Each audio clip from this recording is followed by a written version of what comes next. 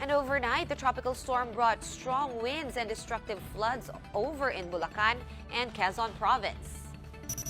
Malolos City was battered by relentless strong winds all morning. And though it was not accompanied by any rainfall, the winds were strong enough to uproot small trees and break branches off of bigger ones. Down south in Quezon province, 4 barangays experienced knee-high to waist-high floods as the onslaught of Pepito coincided with the high tide. The streets of Barangay Gomez Poblacion, Barangay Rizal Poblacion, Magsaysay Poblacion, and Canda Ibaba resembled rivers at the height of the flood, but residents say it's nothing they haven't seen before. They also say floodwater always rises in these areas every time it rains for a few hours straight. No casualties were recorded in these areas, and residents were not even asked to evacuate since they already know the flood immediately subsides when the rain stops.